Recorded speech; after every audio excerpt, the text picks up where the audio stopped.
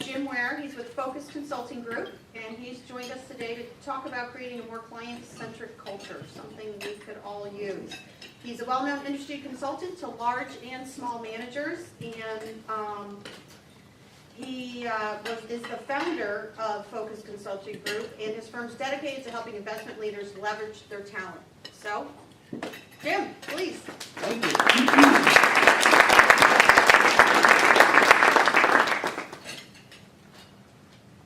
So good afternoon, everyone.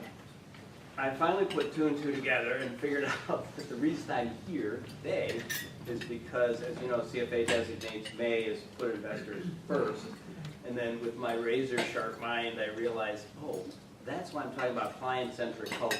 So now I'm finally caught up with the rest of you who probably figured that out months ago. Let's get right to the important stuff. And for me, that is, there we go. Who will win the NBA title? So that clearly is most of us care about, and then I might have a few interesting things to add to this during the talk, but we'll see. All I have to do is push down A, B, C, or D.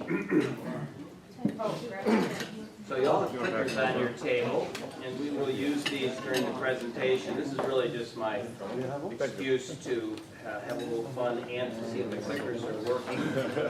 So this will give you a head count. So right here you see 24, 25, 26, 27. All right, so let's see what the group thinks. And isn't that interesting? Anything about the number 23 that is meaningful? That's great. Okay, now, will this person please announce themselves if they dare? Yeah. Okay. So let's dive into client-centric culture. It's kind of unfortunate that we even need to have a month that is designated as put client first, because you would think that would be rather evident, but as the Edelman Trust Survey shows us, the one that the CFA did in conjunction with Edelman, we are the lowest rated industry for the question, do you think that your interests are being put first? So there's oil and gas and all the different industries, and people are not of the mind that we do that. So we have some repairing to do. Okay, so we accept reality as it is, and we start to move forward on repairing. This was in a piece that Casey Quirk put out called Life After Benchmarks. We're going to get into that in a minute in my presentation. But it's a rather dire statement, and I'm just always curious whether audiences are of the same mind or do you see it differently. Their statement is legacy managers, so people who've been doing investments for a while and they've got their track records and all that sort of stuff. If they refuse to change, they're going to see their business erode. So what you get to do in this slide here is weigh in again on, do you strongly agree with that statement? Do you not agree at all with that statement? Are you still puzzled over who doesn't want Cleveland to win? So those sorts of things. All right, so we'll give you a 3 count, 2, 1, and we'll see what you folks say. Okay, so you are pretty much of the same mind that all the audiences that I exposed to this question, the same thought is, yeah, it's really a different investment world out there. Here's how a group of, I spoke not too long ago in Toronto to a group of CEOs, it wasn't a CFA event, it was CEOs in the investment industry, and here was their response to the same question. So one of them, or not one of them, but 6 of them were neutral, so they weren't so sure, but all the rest of the CEOs were in the same camp you folks are, namely, we got to see some shifts, we got to see some things that are different. The good news is the data coming in from things like the Trust Barometer are very clear about what has to change, and that has to be more client-centric. So that's what I want to explore with you today. Let's talk about the culture of the investment world, or what I want to call the DNA of the investment world. We'll define, for today's purposes, culture as being the values, beliefs, and behaviors, or the mindset of the organization that would differentiate your firm from another firm. It's kind of like personality. People have different personalities. What's the personality of your organization? And these are the 4 big ones that we find. We do a whole lot of surveys of individual investment firms, and then we lump them together. And the number one thing, few, is client. So it is the case that if you survey a lot of firms and say, what's first and foremost on the minds of your employees, they do say client. So that's a good start. And then they say ethics and integrity. That's a good second step. Then they say teamwork. So even though we're sometimes characterized as a star industry, you know, with the Peter Lynch's and the Warren Buffett's, the big names of the industry, it's still the case that the DNA of the industry is teamwork. We believe that we need people working together in order to produce alpha or create client satisfaction or whatever we're trying to do. And then excellence is also one of the DNAs. That has to do with, this is an ambitious, type A personality calling.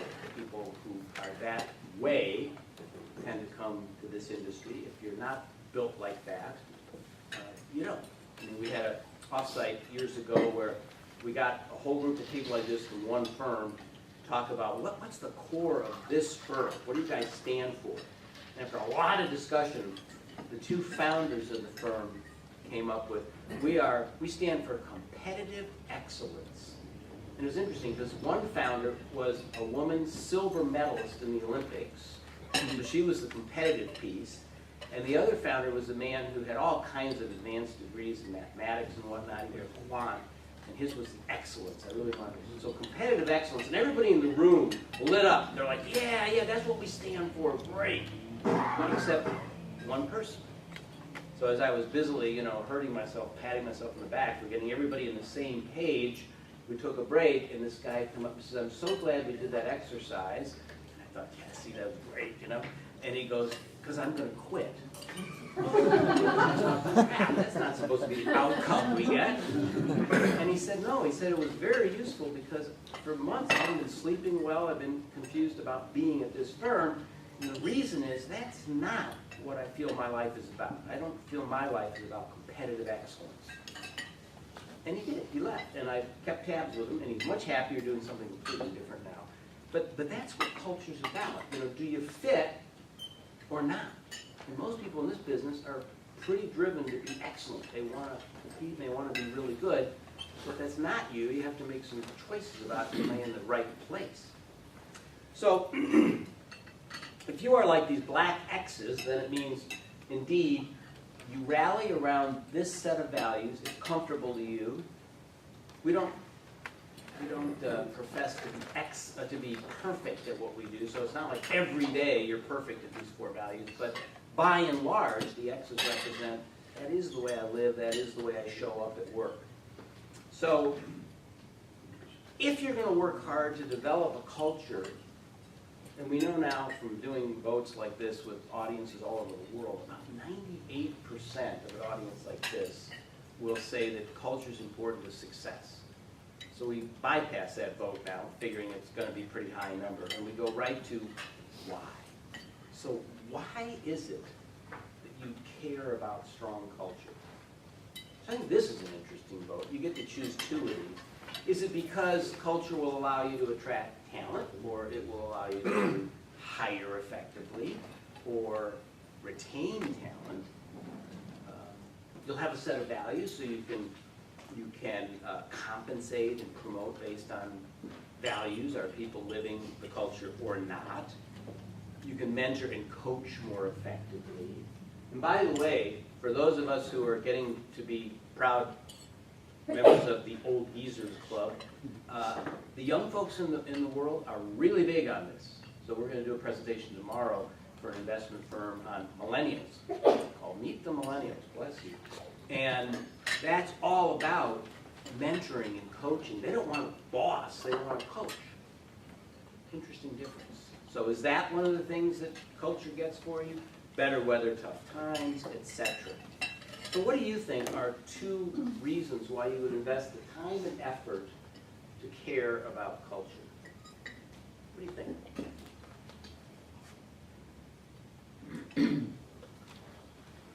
20 of you have weighed in now. Get to push 2 for this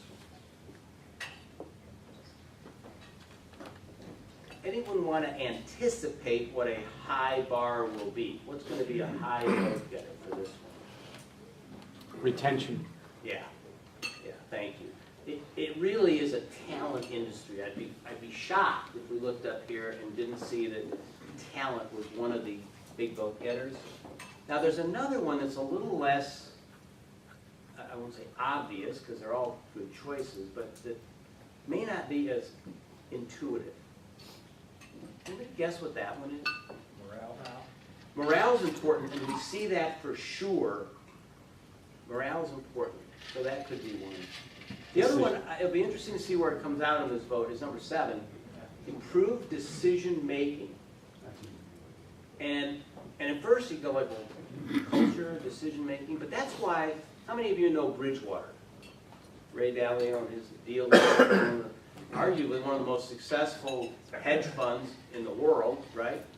And Dalio, if you haven't looked at it, it's worth a look. On his website, you can go and read his principles, which is, 200 plus and counting, he keeps adding to it, of his little maxims about how do you want to be a really great firm. It's a culture document. This is how we live and breathe at Bridgewater. And you can bet some people like it, and there are many ex-Bridgewater people out there who didn't like it. But they have some extreme measures, like tape recording all their sessions. Why? So they can distinguish between fact and story. You liked that stock, you recommended it. No, I didn't. Well, they can go back and listen to the discussion and see, like, what did you say? So they're not trying to play got you, which we don't think is a good idea in any organization. They're just trying to be accurate about what was said and what wasn't said. So let's see what you folks say about this. Okay, so there you go. 13, retain top talent. So one of the sadder things I see in my profession is we go and visit with different firms, investment firms, and we see places that don't have good culture and the talent leaves. And the sad thing about that is, I suppose for the people leaving, they might be going to greener pastures and good for them, but the people who remain, it's not a good working situation. I said to one of you earlier, my definition of culture, to keep it simple, is workability. Do you have a culture that promotes workability, the ability to work well? So you go in there and there aren't a lot of distractions, there aren't a lot of things that create a bad work life. You can do good work. And what I'll show you in a minute is that's what matters to most investment professionals, is the work. That's what is most meaningful to them. We'll see that in a second. And then you get, indeed, the morale. So you guys were on it today. Good for you. Talent, morale, and then number 7, some people saw that too. Some people saw that improved decision-making results from culture as well. We think it does. We're proponents of that view, and certainly Ray Dalio is and has had some success. So that's why you work to create a strong culture. And it is work. It doesn't happen by accident, so we say culture by design, not default. Right? By design, not default. So let's go into what's at the core of a strong culture. So if you care about culture and you want to build it, whether you're a small advisory, with 6 people, or a huge BlackRock with thousands of people, what's at the core? And what we found, and we've corroborated this with other firms that study industry at large rather than just the investment industry, what we found is that there are 3 things at the core. Purpose. And this is becoming more and more important in the industry. And it's a big change. So when I started in the industry, a million years ago, I didn't really know what First Chicago's trust department was up to or anything. I just thought I got an MBA, and now I got a chance to work in the investment world under this guy named Gary Brinson, who's supposed to be pretty good. So I'll go work there. And as long as I, do my work, keep my head down, everything will be fine. I didn't have a big sense of purpose. So for people like me, we could re-educate ourselves. It's big now. The research we did on millennials, they care a lot about this. That's why ESG funds and SRI funds and those kind of things are gaining such popularity. We worked with one recently, and I said to the younger people, did you come to work here because the purpose of the firm? Yes, they did. It wasn't an accident, like, well, this was the highest paying job around. It was, this firm is doing cool stuff in the world, and I want to be part of it. That's it. Trust. So there has to be a level of trust in the organization. I do a blog every week or so, and the most recent one I wrote was called Treat Trust Issues Like Kitchen Fires. And I wanted to try to find some kind of catchy image to show you how important I think that is. We work with firms where trust is very strong, results are very good, they get through hard times just fine, all is well. We work with other firms where they start to have some trust issues, and then, instead of treating it like a kitchen fire and getting right on it and putting it out, they say, oh, it'll be all right, you know, it'll take care of itself. Time heals all wounds, right? They don't do anything about it. And the most recent situation was a firm in New York, big firm you'd all know, and they weren't tending to it. We came and met with their senior 3 people and said, what do you want to do about this trust issue? And they said, well, this is interesting. They said, we want you to teach all of our directs about trust. We want them to be really good at it. And I said, well, how are you guys doing at it? Not so well. Well, do you want to work at that first? Not so much. 3 weeks later, the CEO bailed out, left for another job. 2 weeks after that, the head of HR left. They've lost a number of key people in the firm. It's really starting to spiral down. And I was there right at the moment, you know, you could put a little pin in it, right at the moment when they said, no, we don't want to work at this. And from that point on, it's been spiraling down. It's hugely important, trust. You've got to get that right in your organization. So if you want to get on our mail out, it's free, and read these blogs. The next one I'm going to do is in response to the one I just did about trust, where people wrote to me and said, okay, great, so how do you fix it? They have trust issues.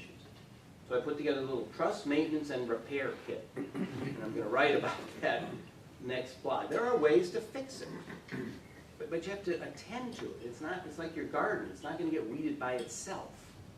You got to get in there and do the hard work of the weeding to make sure you get rid of that and it looks good and pleasant. And then values. So there's 2 types of values, I think.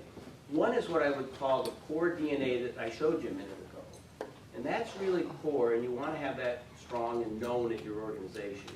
And then there are what I call designer values, for lack of a better term, from the fashion industry. And those are things like Ray Dalio's come up with. Now, in my view, he's come up with way too many of them, because there's over 200 of them. But they're good. They make sense. If you read what Ray's up to, they do make sense. And there are other firms that have shortened that list a bit, but they're particular values that really make a difference at the organization in question.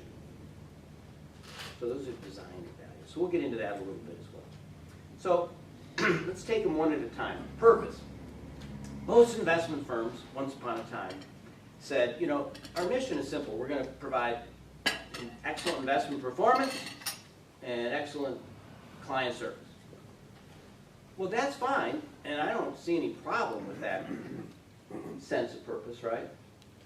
All I'm saying to you now is it's really changing. There has to be a deeper why. Anyone familiar with the book by Centric called Start With Why? Yeah, so I see some heads nodding here. Centric wrote Start With Why about, you know, that's the most important question you want to ask is why are we doing what we're doing? And given that this is put investor clients first month, I mean, that's a good thing to be mindful of is we care about our clients. We want to do the right things for them. So we're seeing lots of examples. We have clients now who are saying, yes, we do these 2 things, no question, but we need a statement to the world and to the younger workers in the workforce of why we do this. So they're wrestling with how do we get our whole senior team and our board and everybody else on board with a statement of purpose that we can all align with. And it's just interesting. We've never seen that before. It's only in the last 4 or 5 years we're seeing that start to be a real interest of senior people. Come up with a statement of purpose beyond just this. So a second level of purpose is why do you personally show up? What gets meaning and something that you're personally interested in. And I'll just show you the research we've done. It still is the case that work, getting to use my talents and abilities, getting to do what I like to do every day is #1 in the investment world. Now, I would wager, you see right next to it is purpose, only 8% of the respondents said purpose. I would wager the 8% is way up from 20 years ago. And I'll bet you in another 10 years it'll be much higher than 8%. But for right now in time, it's still, I love the nature of the work. That's what turns me on. And then clients and colleagues are about the same. So some people say, I really like my clients, and other people say, I really like my colleagues, so there's a people aspect to it. Financial's only 15%. 15%. So let's go to the second piece then, trust. Here are the puzzle pieces in this next blog where I write about how you fix trust. It's one of these pieces that's out of whack. So it's helpful to know, if I don't trust Sally for some reason, I can do my own inventory of why is that? Is it that Sally and I don't have common goals? So I feel like we're pulling in different directions, and therefore that misalignment gives me pause. Is it that I think Sally is just all about Sally, so very ego-driven, me, and would throw me under the bus in a second? Is that the issue? So we have a nice little assessment you can do on the person you're having some trust issues with about what is it. You still have to address it and fix it, but you could get more specific about what is it that causes that lack of trust. So let's go back to our original chart here then about the final piece, the values. These 4 values are core DNA for the investment world. And as we said, if you've got people living and breathing and enforcing these sorts of values, you get the little black X's here. You might have a salesperson or a client-facing person. So I'm coaching a client-facing person now in Chicago who would be this blue X because by and large, he does the other 3 things well. He's very client-focused. He's very ethical and integrous guy. He's very much a team player, although that one is a bit of a problem right now. He's fallen out of excellence for sure because he's had 4 clients, different clients in the last 3 months say, I don't want him on my account. Even though he's one of the senior people in the firm. So that's what we're coaching him about, is how do you get back in favor? Some of the things are so obvious. He's so excited about investing that he can't contain himself. So he'll start speaking right over the client to tell them about all the great stuff they have to offer. You know? And it's a turn-off. Clients want to be heard. So we all know the old thing about you got 2 of these and 1 of these and use them in that proportion. He doesn't follow that at all. He jumps right in. So, you know, simple things like that. So we're trying to get him back in the fold by getting him back to being excellent at what he does. Now this is a different situation than the one I just described. The red X is something that we've kind of coined that phrase. Originally it was just we chose the color red and we put it where we put it. And now it's become this term that people all over the world will call me and say, we got a red X problem. And I go, that must be a sticky term because they're telling me they got a red X problem. That means we got to star a really, really good person who's very difficult to work with. Now this is hypothetical, right? We've never actually experienced this. It's like the abominable snowman. We've never actually seen one of these things, but they're probably out there somewhere. People who are hard to work with. Favorite story about this is a guy in Chicago who hired by a firm, fixed income PM, and really good at what he did, scary good. His direct said, I'd rather invest my money with this guy than Bill Gross. So that's a bit of a compliment, right? I mean, Bill Gross is the big name in fixed income. This guy, they said, he's better. He's unbelievable. Sure enough, he starts creating value right away, making money for the firm, but he's like the most difficult guy in the world to work with. So 6 months later, they fire him. Okay. Then they start to miss that alpha. That was so good. You know, we had clients loving us for that. The senior people in the firm had some money invested with this guy. A little conflict there, but whatever. And so they bring him back on board. Hire him, rehire him, second time. Okay. How many of you think he changed his stripes? Thank you for that laugh out loud, because of course he didn't, right? He's the same guy. So they're in the same situation 6 months later. He's creating great alpha and he's annoying people left and right. One of his core competencies was annoyance. Okay? So they fire him a second time. Now that should be the end of the story, right? We all know the definition of insanity, right? Well, they went right into that definition, you know, like the bull charging the red cape. I mean, they just hired him back a third time. But they figured we're not going to be insane and just do it over and over again. We're going to call in Focus Consulting. They'll fix this guy. Right, like what are we going to put on our capes and fly in and work some magic? He is who he is, right? So we did, you know, interview him, and we got a wonderful statement. This is his approach to business and life. All of business and life is a conversation, and there's always a winner and a loser, and I will never be the loser. Well, that's a fun guy to show up and work with, right? So he continued annoying people, and finally they decided what they would do is firewall him. So they didn't fire him again. They'd already tried that twice. They firewalled him. They put him 35 miles outside of Chicago. His PA went with him, and they doubled her salary. And then they made one crucial mistake. They gave him a telephone so that he could call in and annoy people from way out in the boonies, and he did. So it's still an experiment ongoing as to whether he stays or goes. My favorite line from the whole engagement was Keith Robinson, our partner, was sitting with me. We were looking at the CEO and his executive team after they've hired him back and he's creating more and more problems. And Keith keeps looking over at the wall, and they've got on the wall the statement of their values. So that's what we're talking about today. What are the values? What's the DNA of your organization? And the top one is teamwork. And so we're hearing the CEO defend this guy and why they should keep him on and stuff. And Keith keeps looking over at the values and looking back at the CEO and looking at the values. And finally, Keith just says the obvious. He goes, "Excuse me, but your top value is teamwork." And this is one of my favorite moments in my career. The CEO looks down, he looks up, he smiles, and he says, "I'm full of shit." And I thought, that's what you always hope for, because it was such an honest admission. He was. And that's when they firewalled him and put him out there. So they weren't willing to completely fire him, but that recognition was so wonderful. You know, it doesn't make any sense. The guy's not a team player, so don't put it on your values proposition. So we like to characterize these situations not as vilifying this particular person. It's not like he's an evil human being. He has his own style, and it didn't go well with most other people. But we'd say he's like the dog here, and you've got this cat firm.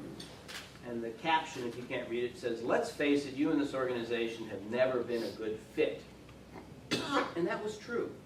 So we've seen this time and time again where somebody just isn't a good fit. But we do have many, many instances where that person leaves, they're either fired or they choose to leave, and they go find another place where they are a good fit.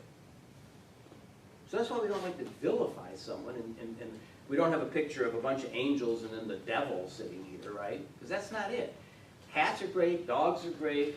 I'm sure we got cat and dog owners in the room here. We have 3 dogs, you know, I mean, they're all great. They just don't work well together. Now, the other thing I want to point out in this little cartoon is we're not saying, I saw a great quote about this industry.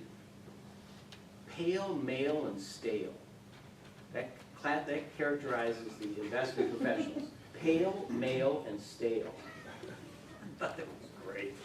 And it's kind of true. I mean, I don't know about the stale part, but most of us are men, and most of us are white, right? And we're not saying that's what you want. You just want to have, you know, white middle-aged men in your investment firm. We're not saying that at all. We are huge fans of diversity because it works, right? So Scott Page wrote the book, The Difference, and it's really a good study of what happens when you put together teams that have cognitive differences and experience differences, and they way outperform teams that are homogeneous, that are all the same type. Whether it's all women or all men or all young people or all old people, it doesn't matter. If they're all the same, you don't get the results as if you mix it up. So So all the cats represent here is the same core set of values. That's what it represents. So it could be old cats, young cats, you know, the whole mix, but you do want that values. I'll give you one more amusing story about red X's. This was a firm in London that called us and said, so we've got this red X problem. We said, well, what does that look like? So we flew over, and there are 10 of them in the senior partnership, and we asked them this question: are there red X's on this senior team? And they voted, as you did, and they said, to a person, they said yes. Now, some of them thought there were 4, some of them thought there were 3, some of them thought there were 2, but nobody said, oh no, we don't have any red X's. But here's where it gets interesting, ladies and gentlemen. Then we asked them this question: do you consider yourself a red X? And of course, no one did. Isn't that interesting? They all said, yeah, you got red X's in this team, but it's not me. Heaven forbid, right? So it's a little trickier than just, you know, the red X gets up in the morning and they've got a big X on their chest, or they've got an X on their forehead or something. Everybody knows who they are. It gets subtle. Trust me on that. Okay, so red X's are a big issue because if you have them in your organization, you really have to address it. Why? Because you start to lose credibility as a leadership team. If you say, we stand for teamwork, and then you get this guy who's a horrible team player who's in the firm. Everybody asks the obvious question: well, how come he gets to be in the firm when we say we stand for teamwork? And that's a fair question. So there are difficult leadership issues involved in the red X. I mean, I said to one audience like this: what do you do with the red X? Assuming he's like a great investor, what do you do with them? This gentleman sitting right here stands up and he goes, you ride that horse for as long and as hard as you can. So that's great candor, good for you. But then equally quickly, 2 people over here jumped up and said, if you do that, you will ruin your firm. And that's been our experience, that if you let it go on, it starts to erode any semblance of an organized culture. Now, the one way to get around it is to say the nature of our culture is we want somewhat fractious, independent thinkers in our firm. So then you've defined your culture around, we want some people who mix it up and who are willing to debate. So we were talking with a big emerging markets manager yesterday, and they're changing the regime. And they said in the old regime, they had a senior leader who wanted to keep everything nice and polite. That was the culture. And the new guy that we spoke to yesterday said, I don't want that. I want people to be able to argue and debate and see things differently and express their differences. Well, that's a new culture. Those people that work in that organization, they have to learn a different way of behaving at the firm, because that is not what they lived with before. Trust me.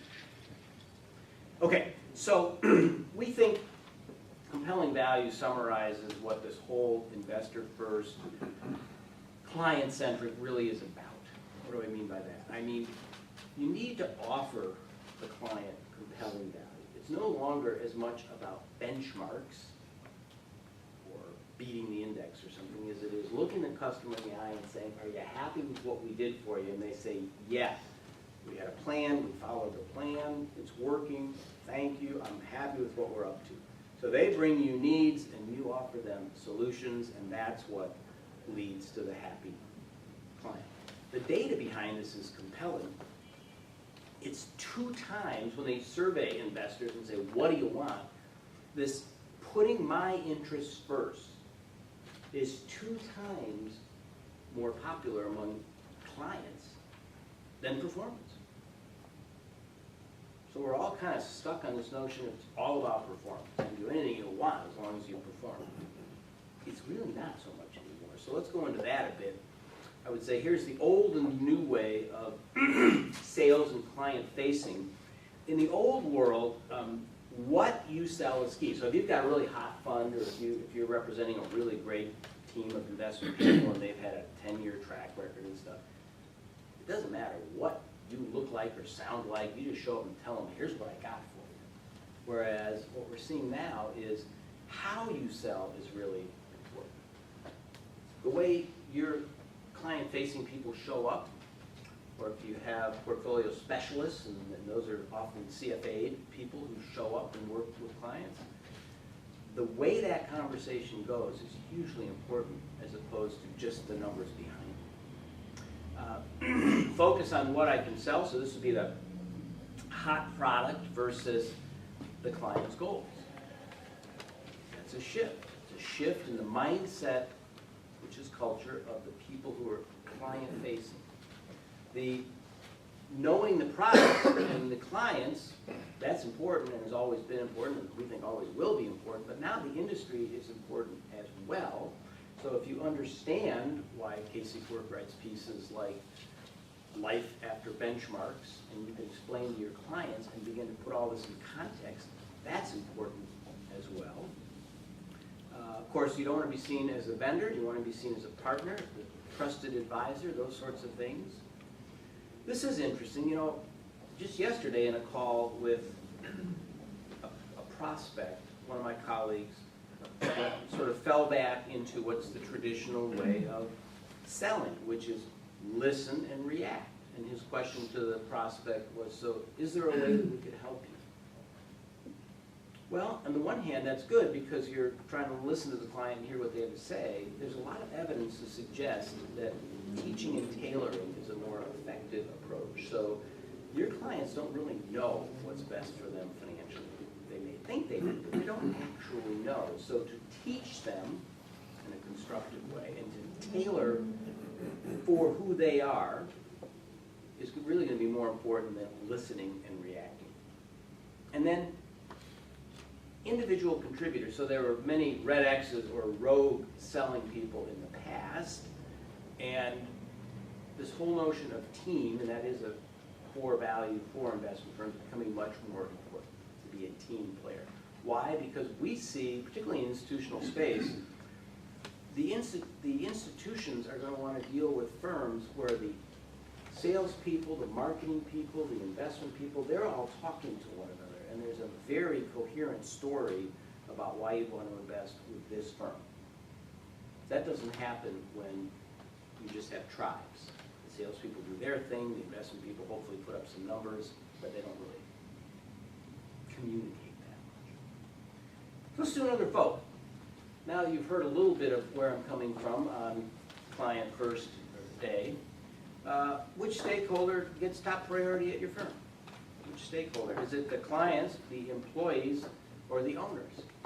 Now we all know the politically correct answer here, right? I mean, it is investor first month. But what really happens? That's why I love these voting devices, because you can look at your own experience and say, gee, I think the owners. We were with a firm on the East Coast about 2 months ago. We were helping them with compensation. There was partners in the room. This is a firm you guys all know. There was partners in the room, and we're talking about, you know, the share the partners would get and stuff. We're talking about the clients, and one of the partners said, "We don't care about the clients, we care about the partners." Isn't that amazing? And one of our, I was not in the room, but one of our consultants said, I don't know exactly what he said because I wasn't there, but he said something to push back on that, like, what do you mean? And he's no longer welcome at that firm. They made it clear, don't bring that guy back. So we're still trying to help them design a compensation system, but not with that guy, because he questioned what was clearly the culture of that firm. Partners first. If there's something left for the clients, that's good. We don't hate the clients, but partners first. So here you go. Isn't that interesting? Wow. Kudos for honesty in the room. And that's, I guess, why we need to have investors first month. So these people understand. Will the 14 please stand up? No, just kidding. Does that vary by ownership structure? I mean, if you're publicly traded versus privately held? I would think so. I would think so. I think there's a lot of variables that go into this. And I think this is very human. I don't have a big judgment around this. I think it's interesting that people are willing to be honest about it. I got a call from a CEO yesterday, and he wanted to pick my brain on one issue, and he was raving about how wonderful the firm's results were. And our margins are way up, and we're killing it, and all this stuff. I didn't hear anything about the clients in 20 minutes of him talking about how great the firm is doing. Now, I know this guy, and I know he does care about clients, but it was interesting. It was all about their financial results.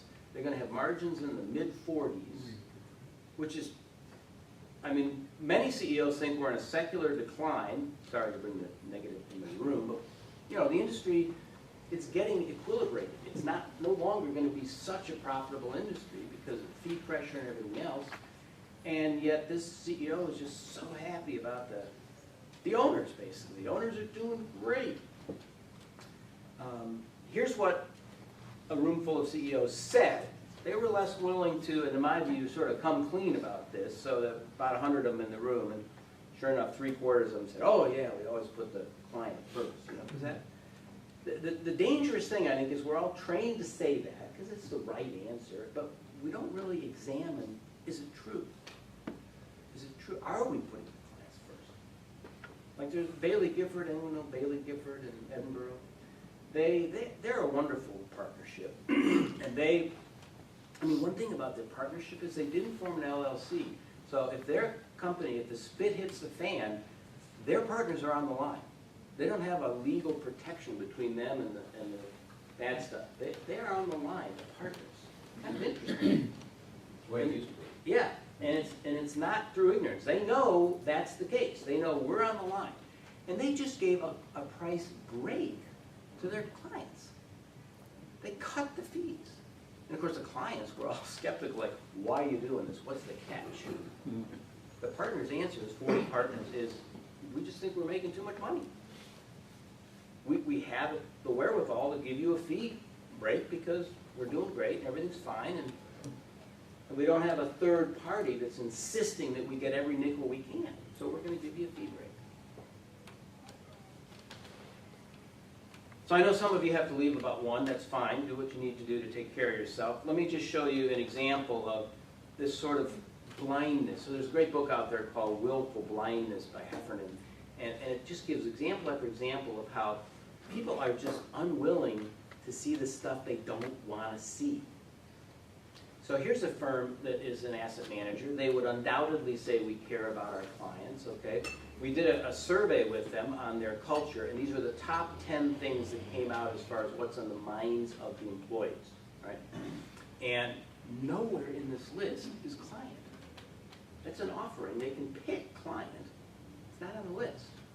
So you say, okay, well maybe they got other concerns that, you know, like they're worried about the territorial stuff that's going on. That's why that's in red. So if you look towards what they want, not what they have, but what they want, then we'd see the client, right?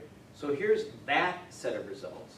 Aspirationally speaking, this is what we want rather than what we actually have. Client's nowhere on this list either. Where is the client? Isn't that interesting? So no wonder that we have to take some time like this to talk about, you know, hey folks, the client has to be on the radar screen somewhere, right? And I think that's where the industry is really self-correcting. We're getting it, thanks to CFA, Paul Smith, and others who are really putting this first and foremost. So when my colleague Keith looked at this, honest to goodness, his face went like this. He was like, are you kidding me? They don't even look at the client? So a moment of truth. At our firm, there have been some times when clients did not come first. Moment of truth. I would say it's very human to say, yeah, sometimes they don't.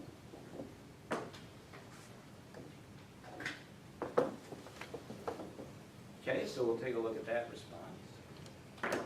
Indeed, so to me, that's just human nature, right? And what we all need to do is do a real sort of moral compass check on who should come first. And in each situation, I can see some instances where you could argue, you know, we had to choose the employees over the clients, we had to choose the owners, but hopefully, in the majority of cases, it is the clients that come first. Your vote is very similar to the CEOs, but you notice even there, many of the CEOs agree with the statement that, yeah, clients don't always come first. So it's a subtle and important issue. It's not a simple-minded issue. 50 of the CEOs said, yeah, sometimes clients don't come first. Here's what we know about client focus. We have 9 firms we follow, we call the Focus Elite firms. These firms really do it right, culture, leadership, really good business results. We think they really are models for the industry. So we took a look at their results versus all the other firms we do in the industry, and indeed, the Focus Elite firms, to a statistically significant degree, 2 standard deviation, do favor clients relative to the average firm in the industry. That's, I think, significant. The ones that are really succeeding, it's a little bit like Adam Grant Wharton wrote a book called Give and Take. Good book. And he said, you know, we live with a wrong belief that you have to be a taker in order to do well financially, right? And this book is wonderful because he says, not at all. And he cites example after example of people who are very generous and very giving, and they've done wonderfully in business. Now, they're not foolish, they don't do foolish things, but they are generous, they're big-hearted, generous people, and they've done brilliantly with that way of being. These firms are the same way. They are very, we know these people well, they're generous, they're well-meaning people, and they do very well financially. So you can link the two together. Here's another firm. This is one of our culture survey charts. We asked all the employees, are the leaders most focused on asset gathering? They're just trying to get more and more under management.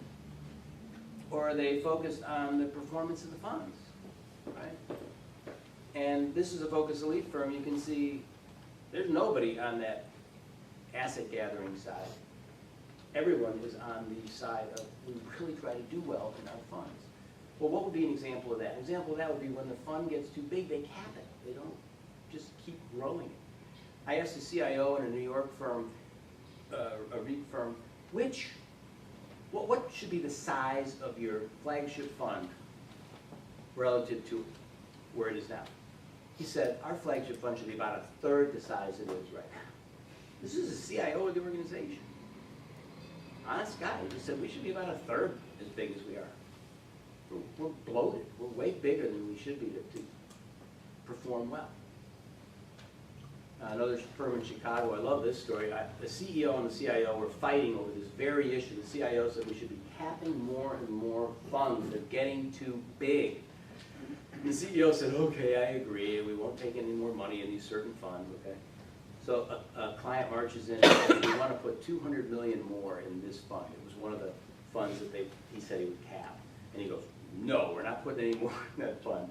And the client goes, $400 million. And he goes, done.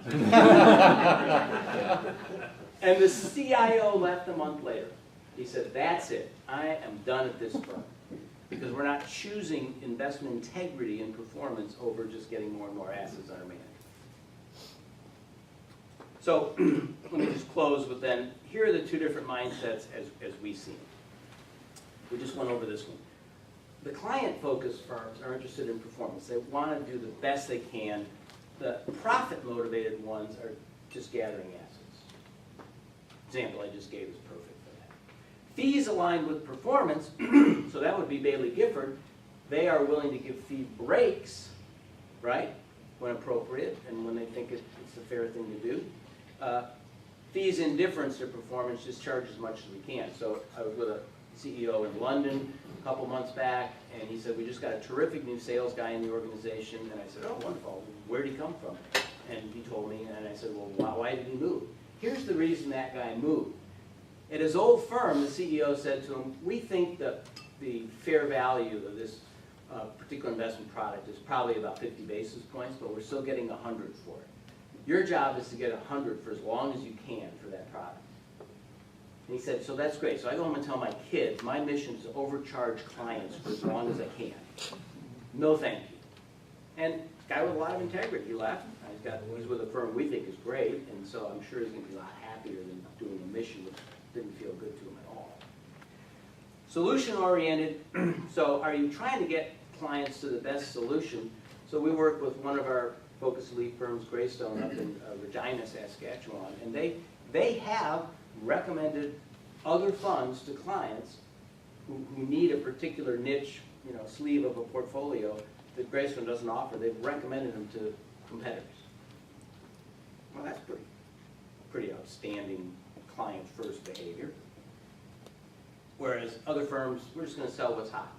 We're gonna try to talk you out of going to where you need to be, and this is hot, this is really working, take this. Investment process and teams are top-notch. That would be client-focused, right? Our teams are really good, as opposed to, the investment engine is broken, but we're still out there promoting it to clients. This is a tough one for me as a consultant. When I'm hired to come in, I don't do our investment work. We have a guy, Michael Falk, who really knows investments, and he's hired to come in and fix broken investment engines, okay? Whether it's the philosophy, the process, the execution, whatever it is about the investments that's not working, he looks at it in kind of a forensic way and fixes it. Well, great, except the tough part is they're still out marketing this stuff while he's behind the closed doors trying to fix it. Now think about that. Is that who you'd want managing your money? Is a broken investment team, and you don't know that it's broken. They're telling you it's fine, right? That's not really client first. That's not really client first. Comment? Like you said, I do it for 100 basis points. Thank you for that. It was getting a little too serious there. Thank you. Which behaviors and attitudes below would help to build a client-centric culture? So we take trust and ethics as a given. You know, if you want to build client-centric, you got to have people with a moral compass. You got to have the ability to see, here's the client, here's us. We're going to put the client first. Great. But I'm just curious, what of these would you also say, we'd like to drive this one home in our culture, with our people? We want to be more empathetic, and I guess you had a speaker on that last month. Yes. That's pretty cool, so right in line with that. Be more candid with one another, that would help. More respectful, more accountability, more curiosity, more excellence, continuous improvement, which is a core value. More caring, more clarity and precision, more listening, more discipline. Which of those would you pick if you said, we got to become more client-centered?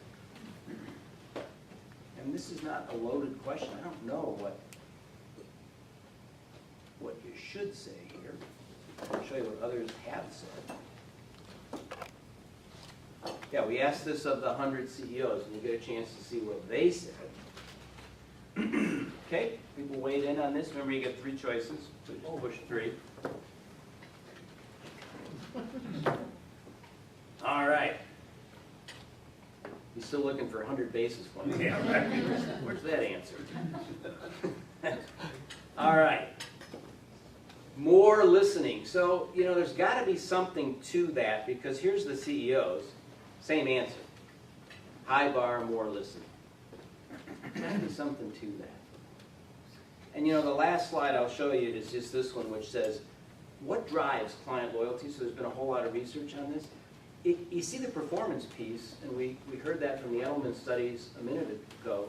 It's not about the performance. It'd be lovely if it were, because that would simplify life. It's really about all this stuff that the client-facing people do, which are listed there, the bullet points. You know, if you can create that trust bond, if you can really give them interesting insights, if you're working with individuals, if you give them what we call household alpha, so you help them with things like 529Cs and all that sort of stuff, and they go, gee, I had no idea you could do that sort of. That's hugely important to them. So there's all these other ways to help rather than just the portfolio performance. That's an important point to take home. We show this sort of cute little picture here, this young lady saying, you know, don't tell the investment people, because they still think that they're the kings and queens of the whole thing. But you know what? They're not. They're really not. If you have great client-facing people, you're way ahead of the game. So I went a little long. I'm sorry about that. It was a lot of fun to be here with you today. I'm happy to take questions if there are some. Or Cindy, if you want me just to wrap up, I'll do that as well. Anybody have any questions? Right? Yeah, please. Rank. There's been some books out about companies using results to create a narrative for their culture, where if things are going well, we assume everything is okay. If the results are good, if the results are bad, then we have to reevaluate our culture. Have you run into that, and do you have guidance on how firms can avoid doing that? That's a great question, and it's not a simple question. Let me just say a couple things about that. In our view, culture should support the results you're trying to get. So in this case, you're trying to keep your clients happy, you're trying to have satisfied clients. So whatever culture you build should support that outcome. Some people will say, well, if the results of the firm are good, then everyone says there's a great culture and everyone's happy, and if they're bad, everyone says it's a crummy culture and I'm unhappy. That's not true. That's just not true. I admit, if you have third year, fourth year, fifth year bad results, it's hard to keep a happy smile on your face no matter what your culture is. But we know firms, focus elite firms, that went through tough times, like 08 and 09, and the culture hung together. They weren't necessarily happy, but that's the difference. Culture is not about happiness, it's about workability. You have an environment that creates good work, conditions for good work. I may not be that thrilled that we're losing, but I know I'm in an environment where I can do good work. We just have to stay the course, right? So we would not say if your results are poor, you ought to change your culture necessarily. Sometimes in this business, it's just a matter of you gotta wait till you're back in favor. Thank you for the question. Anything else? Yeah, please. How do you incentivize that type of behavior? You know, most compensation for CEOs is tied to stock performance, right? Right. So right. How do you incentivize that culture-driven? Yeah, you're going to be very sorry you asked that question. Because that's a passion of mine that I'm really interested in these days. We do compensation design work, and Keith Robinson handles all the technical details of it, but my interest in it is how do we think about rewards in an organization such that people don't take the sucker's bet? What do I mean by that? I mean, if you know, people are trainable, so if you train them to think it's all about the money, then they will think it's all about the money. And that's what they'll be driven by. Great study showed, you know, two groups of little kids. One was reading for fun and one was reading because they were paid. They paid the kids to read books. At the end of the study, the kids who just read for fun kept reading because it was fun. The kids who were paid had learned, I'm a sucker if I read and I'm not getting paid, so I'm not reading anything unless I get paid. I think that's applicable to our industry. This is an amazing industry where hopefully you'll love what you do and you get all kinds of rewards if a good culture allows you to do your work. There are cultures that are crappy and you don't get to do your work. If you really get to show up and do what you're good at and you love investing and you love the markets, or you love the clients and you love to help them get peace of mind around their finances, then that should be the main driver. And I think the millennials are teaching us now that that is what many of them show up for. So that's kind of a healthy trend in my view. And then the money, you have to be fairly paid. So Dan Pink's got it right, I think, when he says it's about mastery, autonomy, and purpose. Those three are big drivers, and you could build those into a culture. And then the money has to be fair. We all want to be fairly paid. It doesn't feel good to be unfairly paid. But money is a dissatisfier, not a satisfier. My colleague Keith Robinson handed a $13 million check to a fund manager when he was working at UBS in the hedge fund area. And how much happiness do you think that bought the firm to hand out a $13 million check? Think of it in terms of time. How much time of happiness did that buy? About 2 minutes. The person went down the hall, talked to another fund manager who got a $14 million bonus check and was pissed off. That's how crazy money is. Can you imagine going home and being pissed off about only making $13 million bonus? That is crazy. But it happens. So I really want to be a disciple for teaching. Don't get stuck in that game. If you're loving your work and you're making decent money, then good for you. Don't get caught up with all this other stuff. So I didn't exactly go after CEOs and the bonus systems and stuff, but send me an email. We'll talk about that separately. Yeah. How would you differentiate, or what differentiation have you found between working with institutional clients and individual clients as far as the priorities around satisfaction? Oh, that's a wonderful question, too.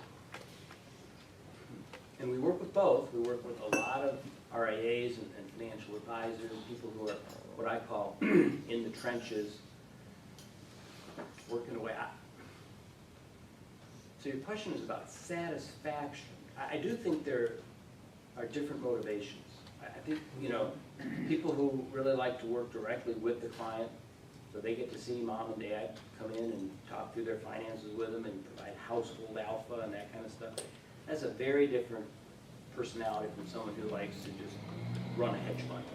And it's a quantitative hedge fund, and all they're doing is working with numbers and computers. They don't even know what the clients are. They don't care. That's just a very different scenario. And I have to say, our bias is these days, we really love working with financial advisories where they're working face-to-face with people to help. We frame the whole discussion around retirement. That's the big one that everyone's trying to achieve, is a decent retirement. My colleague Michael Falk just wrote a book for the CFA organization on retirement. It's coming out this month. So he's a real expert on the whole topic. And that's it. We want to help the average person retire in a decent way. How does the industry put our brains together to make more and more of that happen? But yeah, it's a different creature that does the one versus the other. Yeah. Anything else? Oh, please. Yeah. Could you see the slides? I felt Not bad the not whole so well. time, 'cause No, it's- actually, there probably should be 2 screens. Yeah. Good. Write that down. It seems to me that in the investment business, there are really 2 cultures. Yeah. There's the selling culture and the investment culture. Correct. And so in a firm like Capital Research, it used to be they were actually housed in different buildings. Right.